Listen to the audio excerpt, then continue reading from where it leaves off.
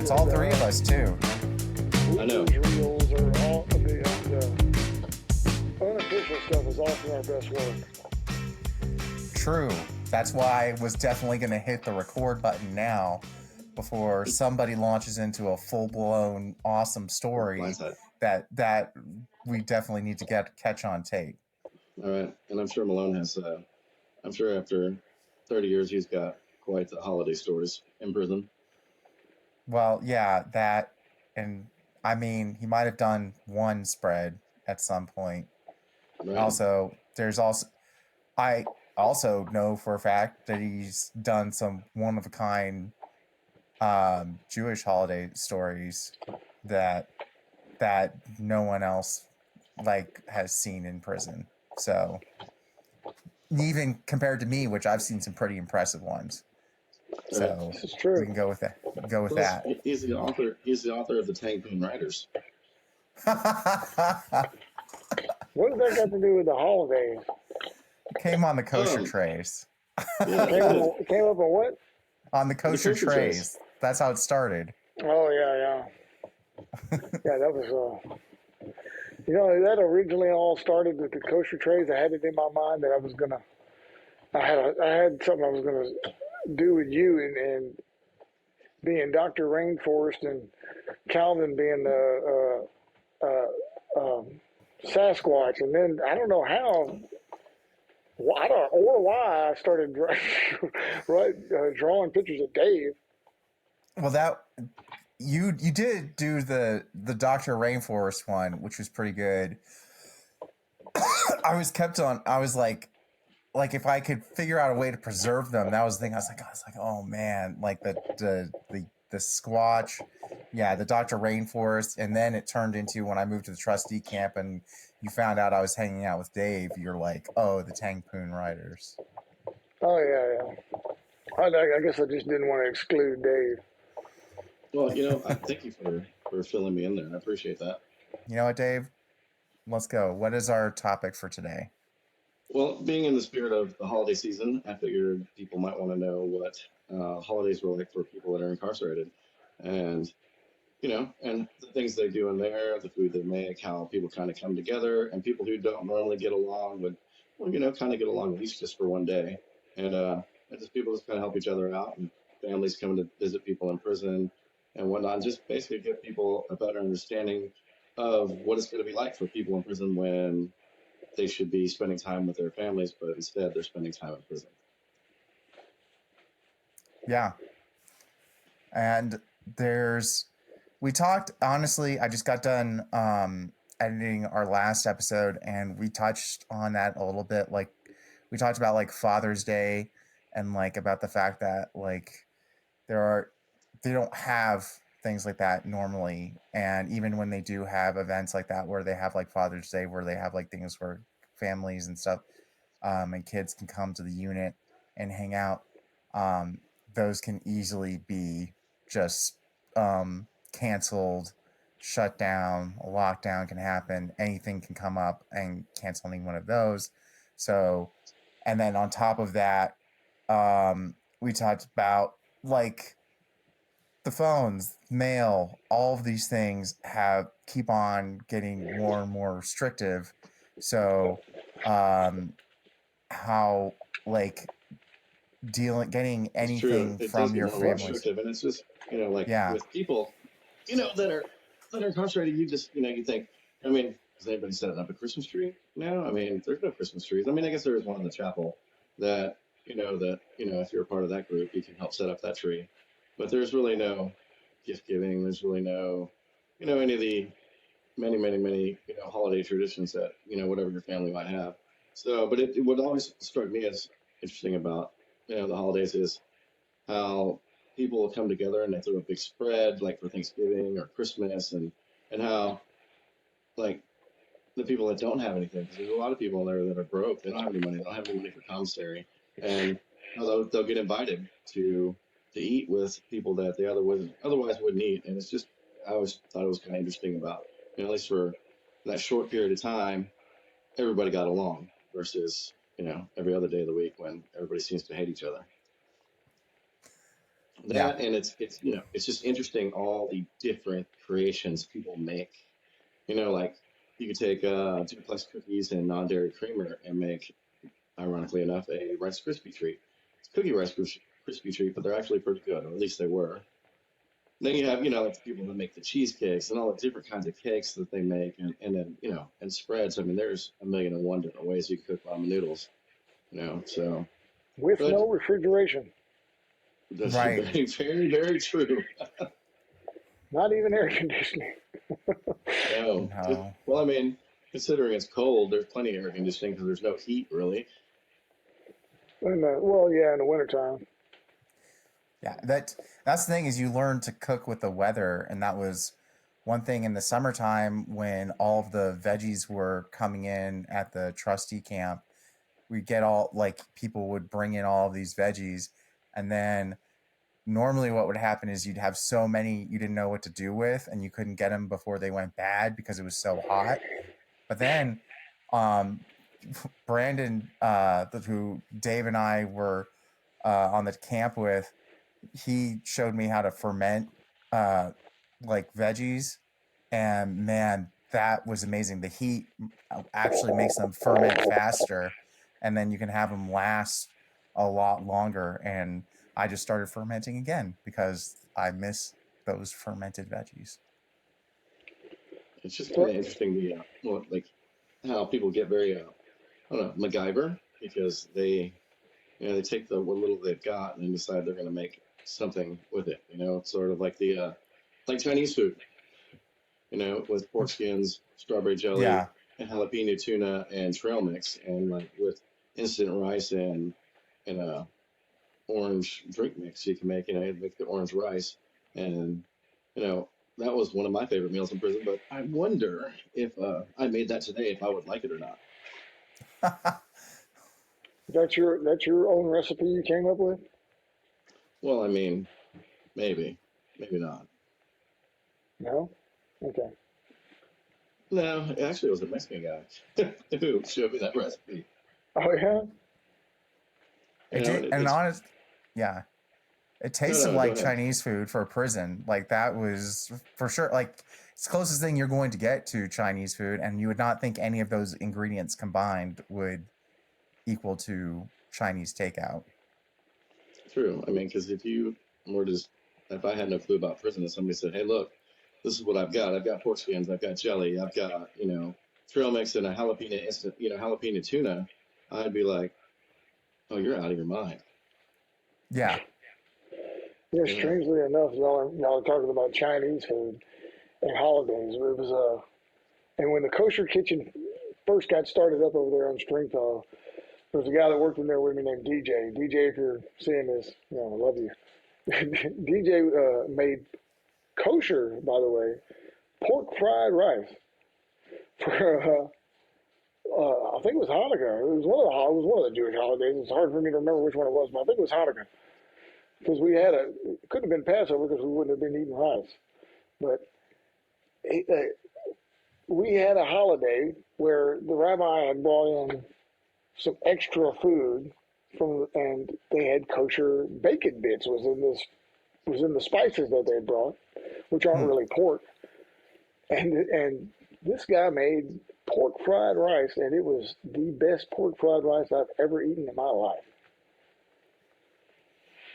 I can imagine that. It's just crazy, and how even during the holidays, like with the kitchen, like I was a clerk in the kitchen, and they'd get all this food and they would guard it, like hawks. They'd be watching over it to make sure that everybody got fed and it wasn't getting stolen and sold out the back door, which it still was. Right. And then how they run chow on a holiday versus a regular day, because like on a regular day they're trying to get everybody in there and out of there, but then on a holiday, all these guards are usually, I mean, they're not very nice to you, and all of a sudden they're like, hey, Happy Thanksgiving, Merry Christmas, woo, this, that, and the other, and they put those remember those god awful blue tablecloths they put down, the plastic ones? Oh yeah. Yeah, and it's two people to a table. So you can spread out, and they let you bring a tray back. They let you bring a tray back, an extra because they give you so much food on your Thanksgiving meal.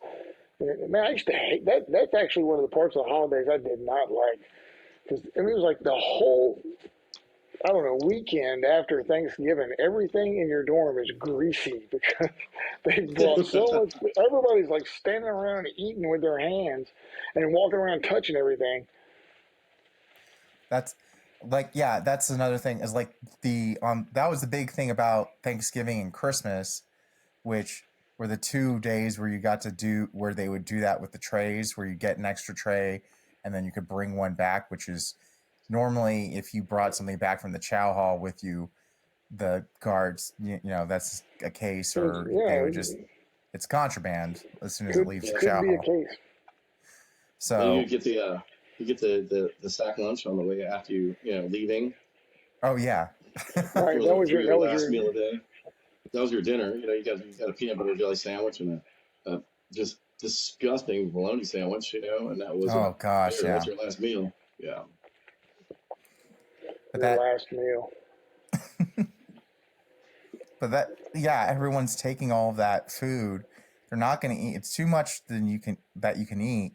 And then what you're doing is you're taking all of that food and you're doing like what you're saying, Dave, is like just you're making it into spreads because everybody throws together in the dorm later on that night and they cook it and it's so funny too. You're like, people are like, hey, what do you got? Everybody's like, hey, let's just get together. Everybody throw in what you got. Next thing you know, you've got 100 ramen noodles, and like one chili pack and a bag of refried beans.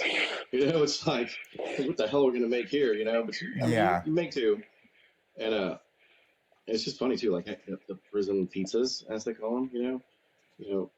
Ramen noodles and refried beans and some Fritos, and they smash it all down in a plastic bag and make a pizza crust and top it with. They used to top it with all kinds of crazy stuff.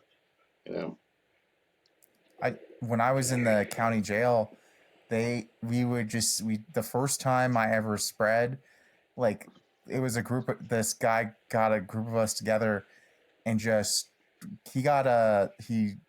found a garbage sack and like he just put all the food in a garbage bag and started and like cooked all the soups and everything in this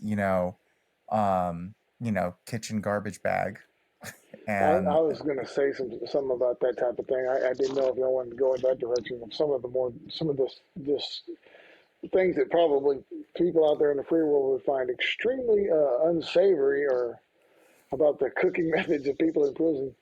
Oh yeah, those plastic foot tubs, the ones you soak your feet in that they'd give you in the infirmary if you had like certain foot problems. Mm-hmm. Oh yeah. And guys would take those things and they would bleach them out and all that and cook.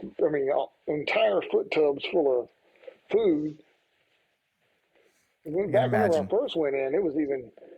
That allowed you to be even much more creative in how you cook because they had actual cans, actual canned goods, and they still sold matches on commissary because you were allowed to smoke. So people were cooking on open flames in their cell using toilet. Yeah, they would take toilet paper. And put it in a can and light it on fire and cook another can over it. There was they would take like those what they call butt cans. All it was the gallon cans that the vegetables came in, and they'd poke a couple holes in the bottom so that air would go in. You have airflow, and they put a can underneath it with whatever you're going to use to make your fire, toilet paper and whatever. And they could cook hamburger. They could grill hamburger patties on top of those things.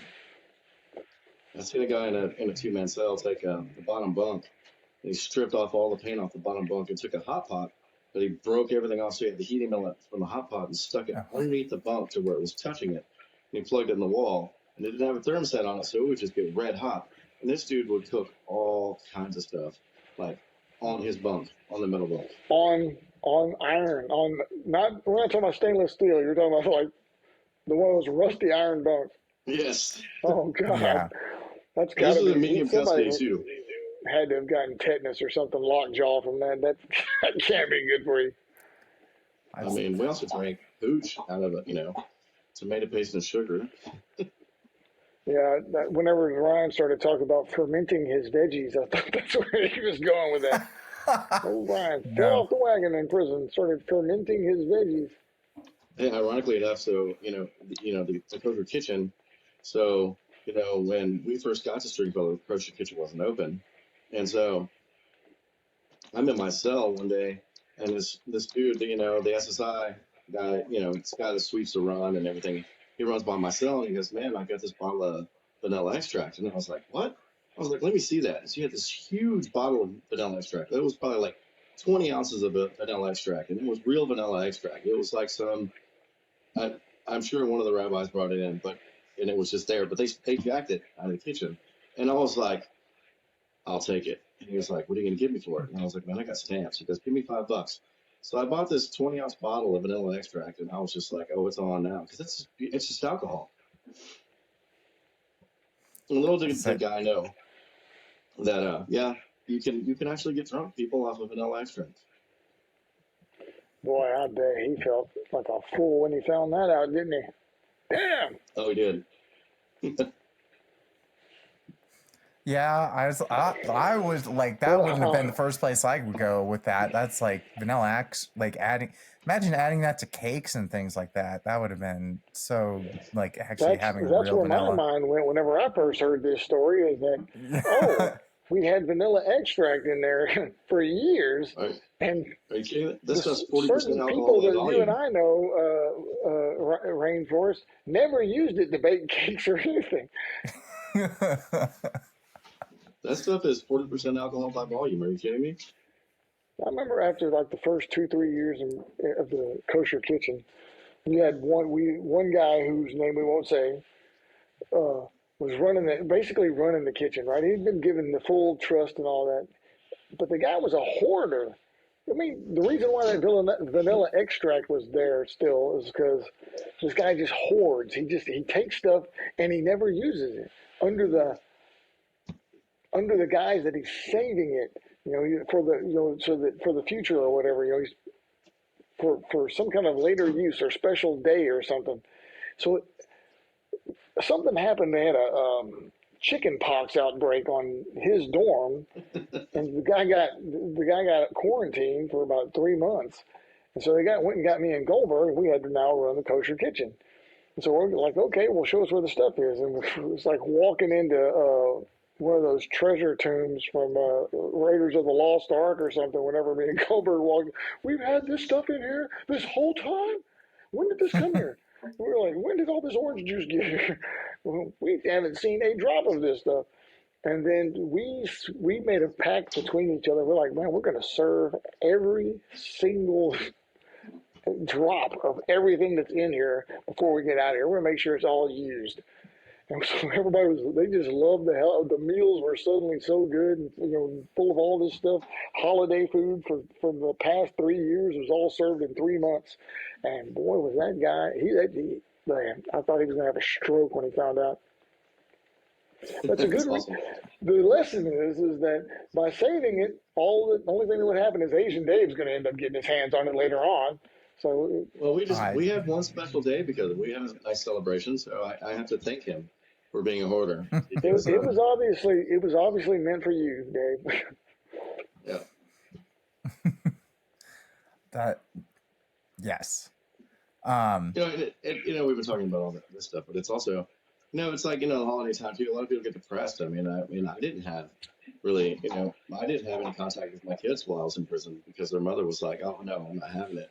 And like, I guess it was the third year I was there, she sent me Christmas cards from them, and man, you talk about like, and at this point I'm on a trustee camp, and it's like I just wanted to crawl into my bunk and cover up and just, I wanted to fall, I wanted to cry because I hadn't heard from my kids in 3 years, and it's like, boom, here it is, and it's just, in that respect, it just sucks because you start thinking about, you start making all those, doing all the what ifs, and what if I would have done this? What if I would have just did this or that or the other? And it's like, but you can't do anything, and it makes you feel really, really helpless. And then I can only imagine, for the people that are actually talking to their family outside, how that's got to feel when, they got a bunch of a family over and they're celebrating and this, that, and the other, and here you are sitting in prison. It's tough.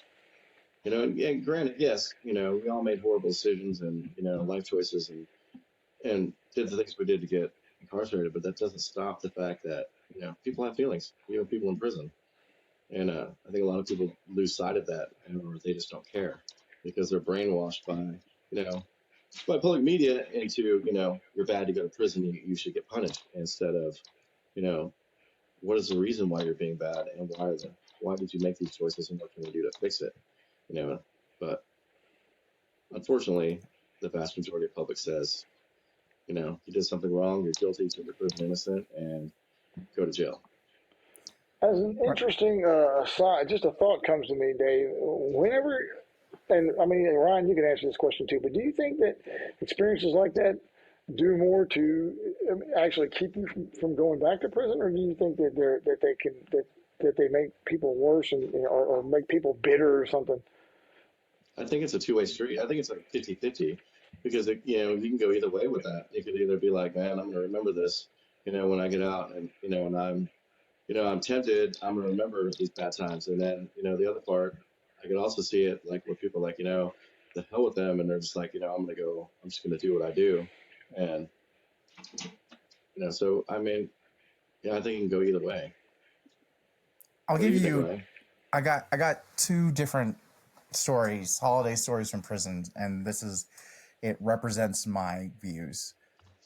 One is just okay. So we talked about how for Christmas and Thanksgiving they hand out trays. People know how it's going to be on the trays. They're not going to see their families. There's not going to be visits or whatever on that day. They're just going to get food, and that's it. That's all they have to look forward to. And a lot of people get really excited about it. And as Dave said, some people get really excited about it, and they plan on how they're going to steal the food, and how do they get as much of it as possible. And there was one kitchen worker who he was like, before the meal, he made deals with everybody. He's like, he was selling ham steaks for $1 because that was on the tray, and he's basically sold to like half the dorm all these ham steaks. But like, how are you going to get that many ham steaks back? And the thing is this guy was like 400 pounds. And so what he did was he stuck ham steaks like under every crevice of his body that none of the officers were going to search. Yeah. I've seen people do that. I've seen them wrap themselves in saran wrap with burgers strapped to their body cavities. Mm-hmm. I've seen people do that to their full entire leg, from their ankle all the way up to their inner thigh, wrap food up in saran wrap, and when they're walking, you can hear them. They sound like they're wearing a trash bag. It's just insane, but it's true. Yeah, and so there's that. So there's this is how we celebrate, and then this is a result of that. Okay, the other story is this. So for those of you who don't know about Kairos, some of the units have this thing where a lot of churches in Texas get together, and some of the units allow the churches to put on this program once or twice a year, or maybe even further out, like maybe once every 2 years or whatever, where the church can bring in a whole lot of volunteers and church members and everything onto the unit. And they bring in all of the church members onto the unit, and then what they do is the whole point is it's supposed to be a very unprison experience. It's supposed to be welcoming. You're supposed to feel they sit people at tables where it's volunteer inmate. So it's everyone is evenly distributed all the way around. There's unlimited food. There's free world food. There's steaks. There's pizza. There's all this kind of stuff. So it's something totally different. And that's why everyone wants to go. The main reason everyone wants to go is because they know there's going to be really, really good food at this thing. I've seen people sell their souls. Exactly. Yeah. for that food. Right. And exactly. And they do. And believe me, you can get into this. Gotten baptized behind that stuff. I'm not even kidding. It's horrible. Oh yeah, yeah, that's true. Yeah, every unit does it differently. Some units you have to go to they have baptisms and you have to attend the baptism. The unit I was on, they just had if you send in an I-60, you can apply, and if your I-60 gets accepted, you can go. And if you get you can only go once. Every inmate can go once, and then if you apply to become a worker, you can go multiple times as long as they accept you as a worker. So I just applied as a fluke, and I got in. I was like, cool, food. I'm excited. And I go in, and I saw I'm watching this thing and seeing the volunteers, even though part of what they want to do is they kind of want to convert people to Christianity, but the fact that that's what everything that's supposed to be non-denominational or non-religious specific and prison always turns into. Yeah, anything non-denominational in Texas prisons means Christian. That's all it means. It's a big attempt to get people who aren't Christian in there so they can proselytize you. Right. So I'm going, and they're doing that, and there are these giant dudes who big tough dudes, and they're breaking down crying amidst all of this because it's too much emotion for them. A lot of people told me that comes about that I've seen they bring back cookies. There's always all these, every time they have the Kairos things, they bring in, the Kairos people will bring in enough cookies for everybody on the prison unit to eat. And then they pass them all out. And they give them to these, whenever the guys come back from Kairos, they often give them a bag of a giant grocery sized bag of these cookies, and they go and pass them out. And sometimes they'll have these hand-drawn cards from children and stuff like that at Sunday schools and everything. And they tell them, hey, I want you to write these cards and tell these prisoners that we love them and all this other stuff. And it's stories like what Dave has. People aren't with their kids and they get these cards and they just start crying like they're children their own selves. And honestly, when I saw people crying at my unit, and there's a part where you actually, really, the way they did it at my unit was they took the cards back afterwards. But the time that the cards? No, you do get to keep them, but you didn't get to read them until you were back in your bunk. Oh yeah, that's probably where I saw it. Yeah, and then but the time that I saw them crying was because everyone greeted you with hugs. They were hugging you, handshake. Everyone was on top, just treating wanting you to. You're a human being, not the dehumanizing experience you get used to in prison. Yeah, not everybody wanted some of them cookies. Well, everyone is gonna want some of those cookies. Yeah, everyone signs up wanting some of them cookies, and the thing is, they realize right away, the workers who I was saying, if you become a worker, behind the way it's set up, because I eventually became a worker too, you go on the other side of that curtain, there's an unlimited amount of food. You just keep bringing it back out. So whereas prison, everything runs on, if you don't get this thing now, you're never going to get it again. Kairos works on the opposite. It's, no, you want this? Have it. Here's another one. Here, have another one. And then you're all of a sudden oh, I don't need to take this other guy's cookie because I won't get one. It's like, no, you want my cookie? Here, have it. You're good, because there's more than enough for everybody. And then as opposed to, I need to steal somebody else's ham steak so I can sell it later, it's a totally different attitude. So that's the point of those two stories. Is I don't think one inculcates one personality, like one attitude. The other one is like bringing in a whole different attitude, and that's why like I said, you need to rehabilitate over isolating. Rehabilitate over isolating. Or punishing. I mean, rehabilitation over isolation and punishing is by far a better route, but nobody wants to do it. Right.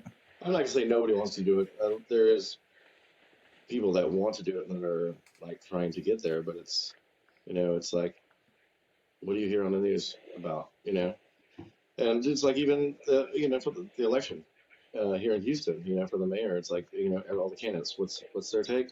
Hard line on crime. We're gonna lock them up. We're gonna lock them up. Because you don't hear.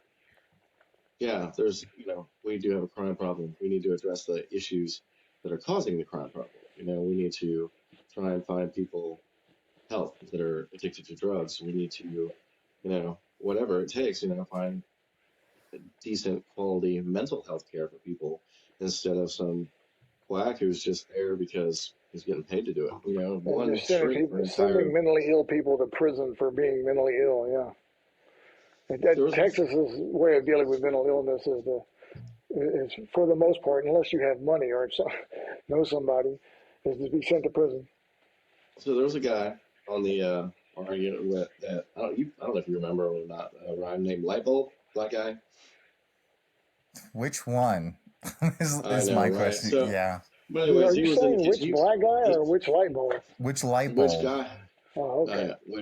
So anyway, this guy, they call him Lightbulb. He worked with me in the kitchen. He was a cook, right? And had lots and lots of stories. Had a 22-year sentence. It's like his fifth time down to get first parole. I got out, and I've been out for I don't know, maybe about a year. And I see this dude, and he walks by. I'm working security for a bar in Midtown in Houston, and he walks right by me, and I recognize him, right? And I'm like, no way. So about an hour later, he comes walking by again, and I was like, yo, hey, Lightbulb. And he just looks at me, and I'm like, what's up? And he comes over and starts talking to me, and there's notice. It's late. The bar's going to close soon. And so we're talking for a minute. I was like, you don't remember me, do you? And he's like, what? And I was like, we don't. He's like, I was like, man, we did time together. And he's like, what? And I was like, yeah. And so I explained it to him, and he was like, not even, no light bulb going off above him. He had no recognition. And he was homeless on the streets of Houston, and come to find out, he had stopped taking his medication. He had, and it's just sad because that seems to be, it is a very big problem with our prison system. As we have a lot of people that are mentally ill, and there is no aftercare for them when they get out. And and granted, some of them, very little. I agree. I'm like to say there's nothing. It's more like a punitive sort of aftercare than it's not. They make it to where they make aftercare in Texas or any kind of treatment in Texas as bad as any kind of incarceration. Or something that you really, really desperately don't want. And it's difficult enough to get, people that aren't all there to try to get healthy, but you need to make them comfortable in the fact that they're trying to get healthy, or they're going to resist it. And so, that's all they get is resistance, and they wonder why it's not working. It's true. I mean, Rainforest and I, all three of us actually, we know people that have, there's specific people I could mention that have been to prison 7, 8 times. I mean, I sat there and watched guys come in and go out, come in, go out, come back, over and over and over again, get let out and come back. It's a cycle. it's apparent. I mean, it's not difficult to see. It's right there on their face. There is a problem. They're not sane. They're not coming back to prison because they're evil criminals. You know, they rarely ever do anything other than just harm themselves with drugs and alcohol. But oh boy, do they! I mean, Texas just cannot seem to get it through their head that they don't need to be punished for that. They need to be. They're ill. My mom is a drug and alcohol counselor, and I remember whenever at one point in time in the '90s, like late '90s, TDC had gotten this kick where they said that everybody in prison has to go through this one week drug program, and so they're going to have classes on every farm, and every week there'll be a different group of inmates until they go through all of them. And one of the things that they were teaching is that there was a study, there was some research that was done on where they were performing autopsies on the bodies of homeless people that had passed away in New York City. When they autopsied their brain, they found out that they had noticed that there was this excessive amount of this one particular chemical that is associated with heroin use. And so they were like wondering, these doctors started really getting into it. They're like going, man, there is a serious, every one of these people has a serious heroin problem. How are they affording heroin? They were like getting into it. They were trying to find out, how is it these people that don't have any money are getting heroin? It turns out they weren't getting heroin at all. The chemical is self-produced that is something that's self-produced in the brain, is very, very similar to this added chemical that heroin addicts would have, but it's produced through alcoholism. Alcoholics, an actual real live alcoholic, is someone who produces this chemical in their brain that is so powerful that it is like a heroin addiction. It's a physical addiction that they cannot control. It's something that they have no control over. And I'm listening to this, and I'm thinking, you're sending people to prison for being addicted to these substances, you know, for alcoholism and so forth else, for drinking and driving, whatever, you know, all these problems that are related to alcoholism. But you openly acknowledge, you're telling us that we have an illness. We're not criminals. We're sick. But you're punishing me for my illness. Yeah, I mean, my mom was.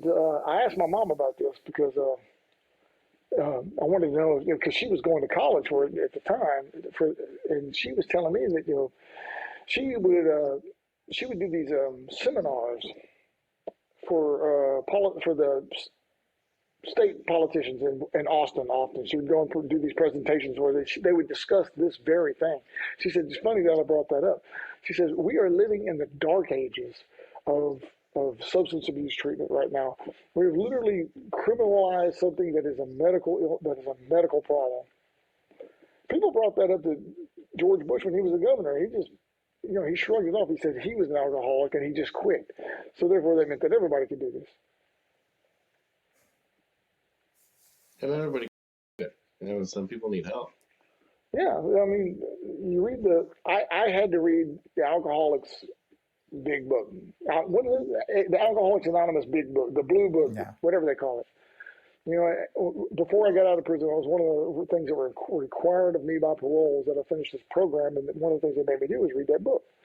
And so I read the book, and as I'm going through it, you know, I'm struck by these stories because I've never experienced it. I never really understood alcoholism. I've never experienced anything like that. But I'm reading this book, and it's story after story of these people that had one drink, and it's off to the races. They cannot stop themselves. They don't know. 6 months goes by, 2 years goes by, in a flash, and the next thing you know, they're broke, they're homeless, they have their families left them, they lost their job.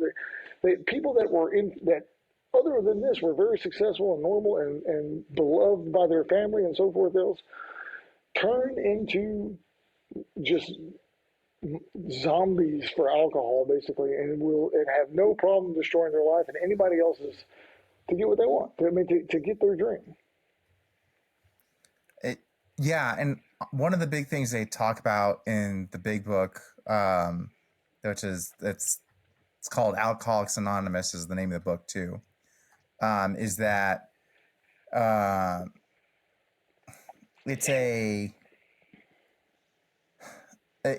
it's basically they describe it as an allergy in the beginning of the book. They have the doctor. It's like the doctor's note in the beginning of the book, and it's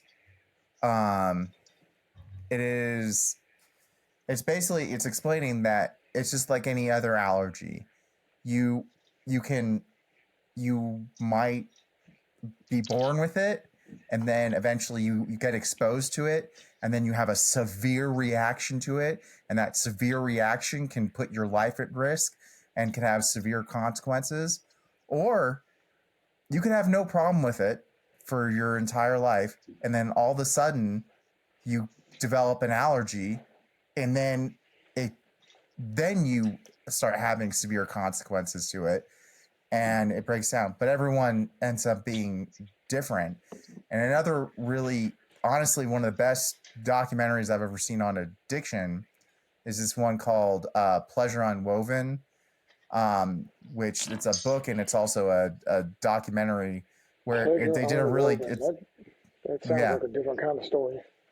Yeah, I agree with Malone there. It sounds like... Are you sure we're talking about... this isn't another book you read while you were in prison, Ryan? No, they don't allow those books in prison anymore. No, they don't. No, if I looked, the first thing I looked up was Pleasure Unbound, which is that one. Oh, that's what you were trying to get that book. That was a book they did not allow in TDC. The book burners got rid of that one. But Pleasure Unwoven, that is a documentary and a book, and it's about addiction, how it works. And one of the great examples it says is, well, the difference between cancer and addiction is if I hold a gun to your head and tell you don't drink that drink, then you won't drink it. But the thing that they explain in the show is, yeah, that may be the case, that someone who is dealing with addiction, if you physically hold a gun to their head, they will be able to not drink or not use in that moment. But if you say, look, I'm going to go outside, and if you drink, I'm going to shoot you, they'll probably use. And that's may not do it right then, but they will. Yeah, exactly. They'll find a way. That's like saying that. Well, that's such a ridiculous argument. You're talking about an illness that's not necessarily. It's not the same kind of illness as a tumor. A tumor doesn't have a brain, and it's a different thing. But that's like saying that if the gun you can consider a treatment for then alcohol, and say that if I hold this gun in your face, well then your alcoholism suddenly stops. Well, if I give this vaccine to you, your virus suddenly stops. Does that mean that the virus isn't really an illness? And then the virus will mutate, just like alcoholism will mutate. This guy's going to be sitting here thinking, how do I get around this gun thing? It's the first thing that's going to come to his head. He's not going to be like, okay, fine, you know what, you got me. I'm not going to drink anymore. You're right. No, he's going to be thinking, you're going to blink and I'm going to get this drink. I'm going to get this drink in me one way or the other. That's one thing too. Well, people don't realize. People don't understand. They don't have any empathy, or they can't sit there and because they haven't experienced it. Exactly. So that they don't go through it. Yeah. So to them, everything is through the lens of their own personal. And because I don't have that problem, that means that you need to go to prison. But it's what do you base it on if you've never gone through it? What do you base it on? Well, you should base it on judging your fellow man favorably, giving everybody the benefit of the doubt. If I come to you and tell you I'm having a problem that you're not having, and you're going to just doubt it because you're not having the same problem as I'm having. Well, I mean that's you could say the same thing about when you see people crime on the news. Why has everybody got to jump to the conclusion that that person is guilty? Why can't they sit there and think, hey, well, maybe he's not guilty? That's a mental illness that people really have. As soon as the media points the finger at someone, man, that is a extremely difficult stigma to get off of you. I mean, it doesn't matter if you prove your case in court or if you're found innocent. for the rest of your life, unless they find us, unless there's some kind of absolute proof or confession by someone else that they did it. Everyone's going to have it in the back of their mind. Maybe he did it, or some people are going to think you did it. You'll never get that off you. That's a fact, but it's for how many years has the media, been putting this into our heads and making people believe that? I mean, think about it. I read there's an article about this one guy that did 21 years over there on Ramsey 1. They called it, the article was in Texas Monthly, it was called The Innocent Man.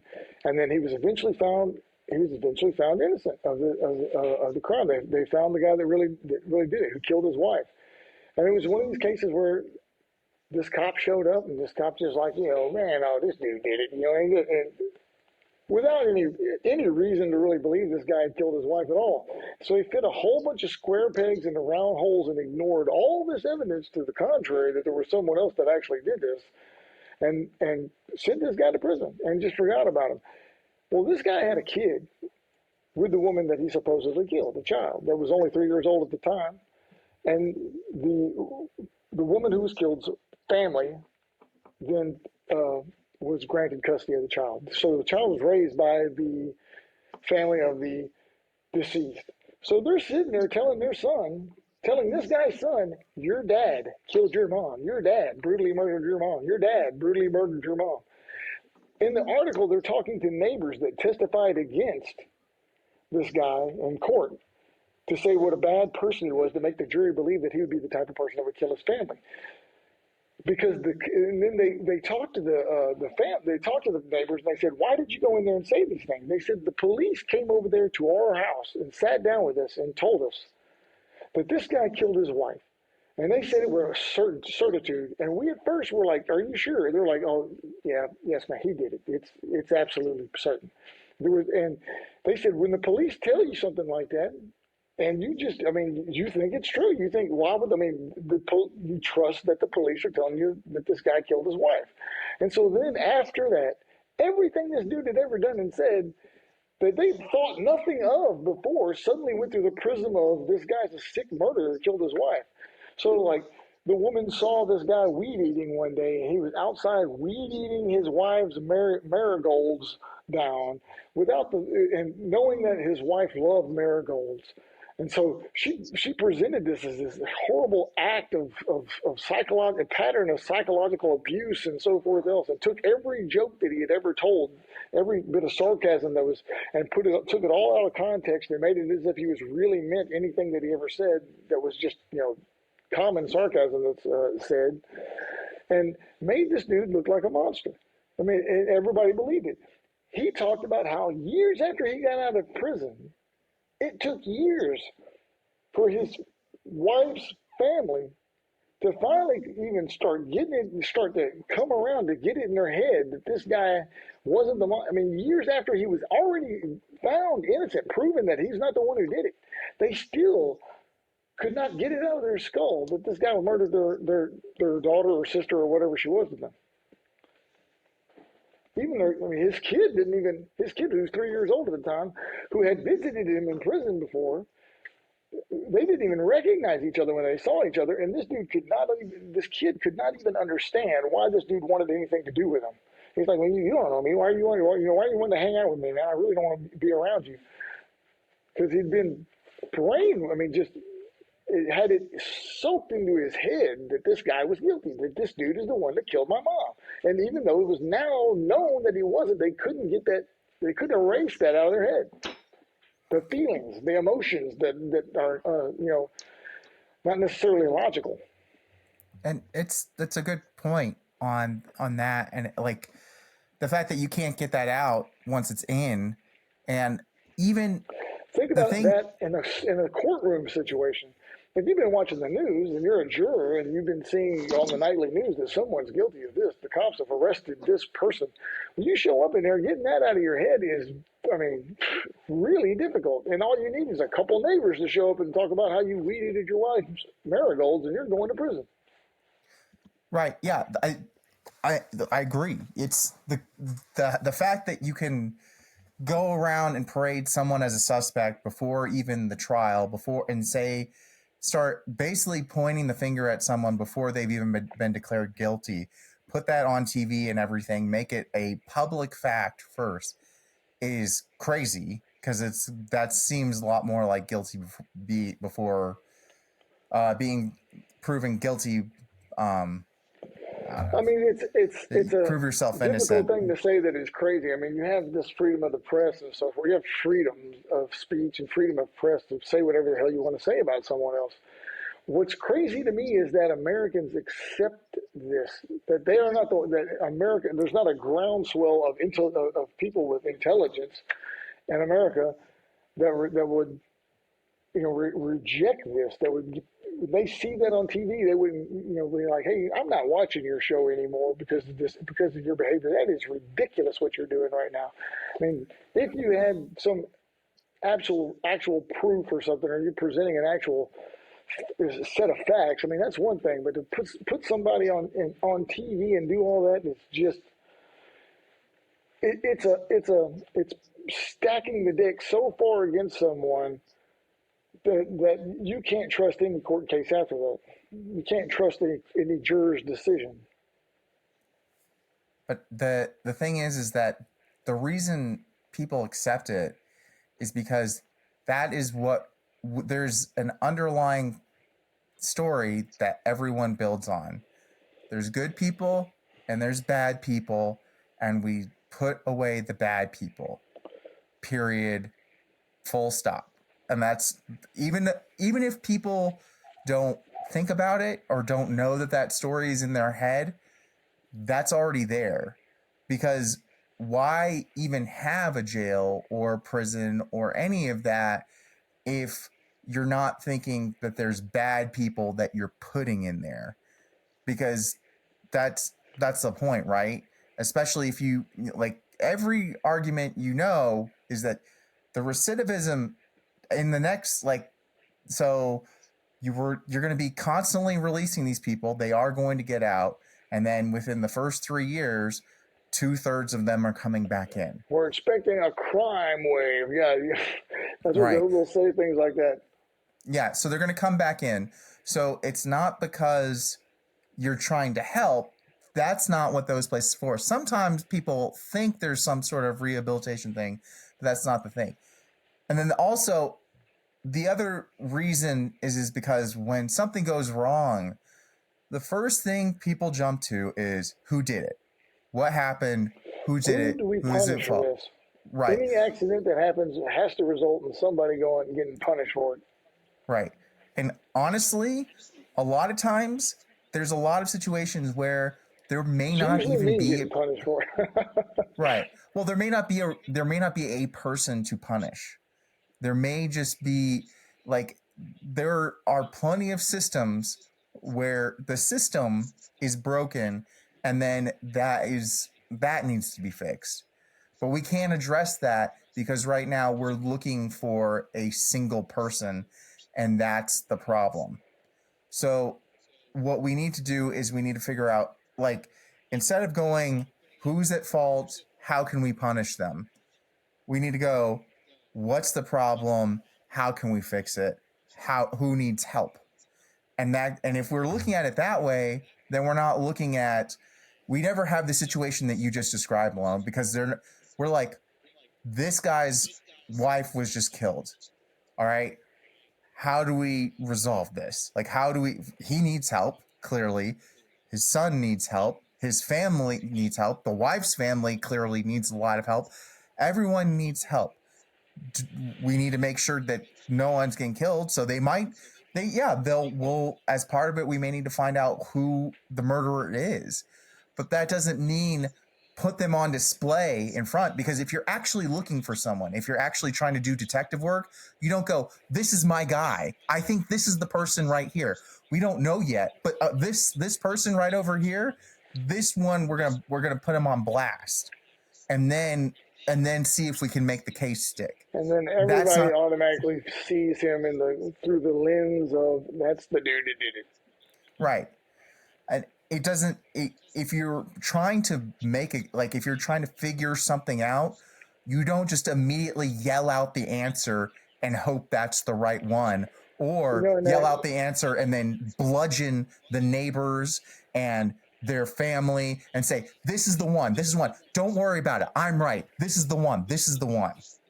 If you're trying to help. Even though they had no proof whatsoever that this guy had killed his wife, it's funny. One of the funny things in the article that you just kind of hit on it, that they talked about how in the courtroom the DA would yell at this guy.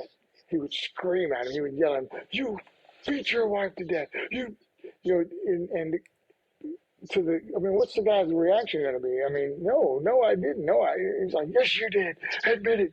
You brutally bashed your wife's brains in and did this. I mean, and they made it into a sick, perverted thing and said that he did all kinds of sexual stuff to her too, which was also, which none of it happened. They made up this very fantastical story that turned this dude into a very sick person in the minds of everyone.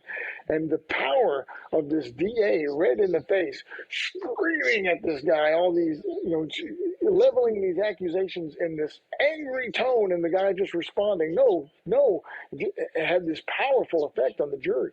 I mean, so what you're saying about this bludgeoning thing, you just beat somebody over the head with it. I mean, you're just putting someone in a position to make themselves look more guilty than they are, but you're doing it in a way that no one could possibly ever step out of. And there's someone that you and I both know. I've almost said his name. I won't say his name, but he has a very high-profile case, and if you know this guy. And I'll tell you, no one knows this guy as well as I know this guy, because I spent 15 years locked up with this guy, living with him every single day. I literally spent more time with this dude in his adult life than anybody else, than any other single individual on this planet. Not his mom, not his brother, not his dad, not anybody. So I know this dude. I know this dude well. I know I catch him in his off guard moments. I know him type of thing. I know his deep secrets and all this type of stuff. I know who he is, and I know the story of what they're saying he's done to come to prison and all that. And I also know the facts of the matter, and I know the bullshit and all of it. But people have written books about his case, and I caught myself because he gave me one of these books and asked me to read it and tell me what to talk to him about it.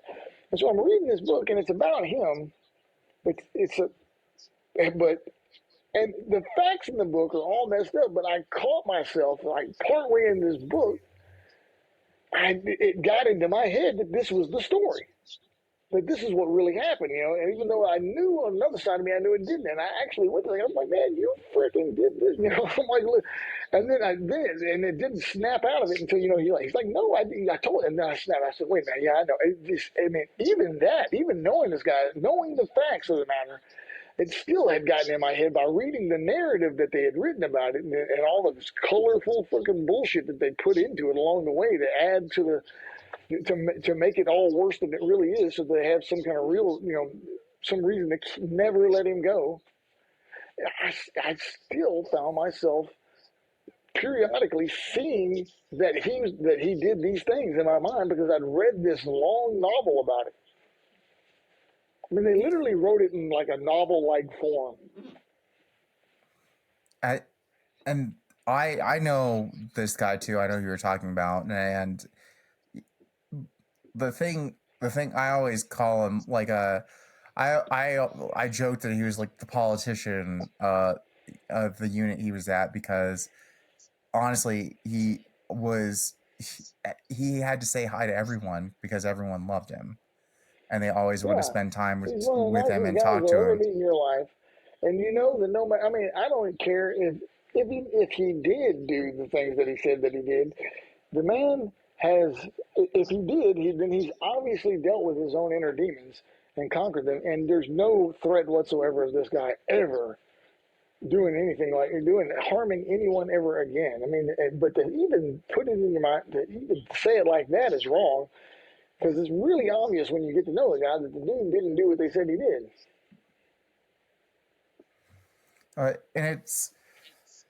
And the bottom, like, really, to me, the bottom line on any of it is that it doesn't, whether anyone does whatever or any of it, it doesn't, like, him being on the unit doesn't help. It's not helpful, like, with whatever, because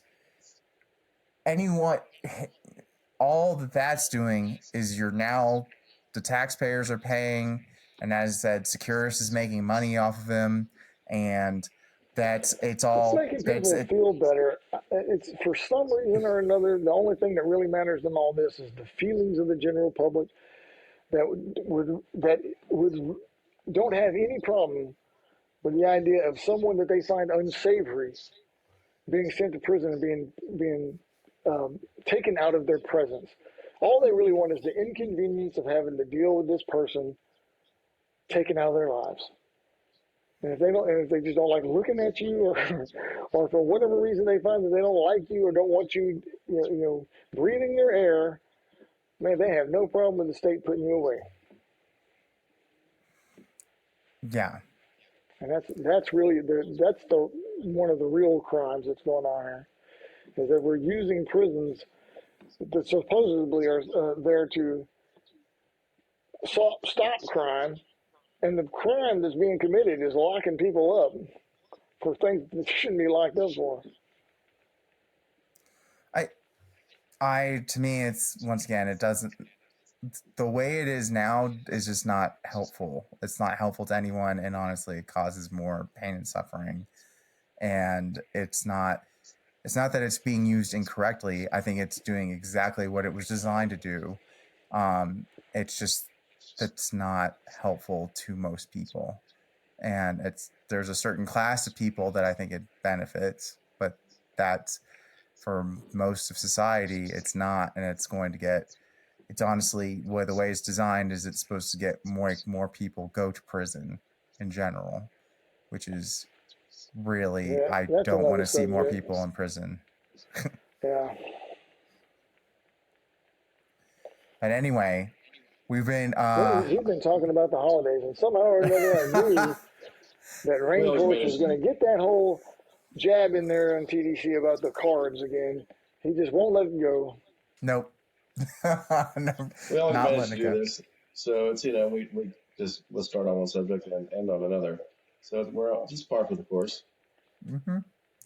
It is. So thanks, Dave, for the original topic. Thank you, Malone, for the stories, and for saying stuff. Yeah, for saying stuff. And we're gonna call that one a wrap. Fair enough. The Shakedown was produced in luxurious Longmont, Colorado. Envato Elements provided our theme song, Shakedown. If you want to support us, you can find Shakedown shirts, hoodies, and more at waywordpress.com. That's WAYWORD press.com. If you have ideas for future episodes or cool stuff you want to see us make, let us know in the comments on YouTube, Facebook, and Instagram at GetTheShakedown.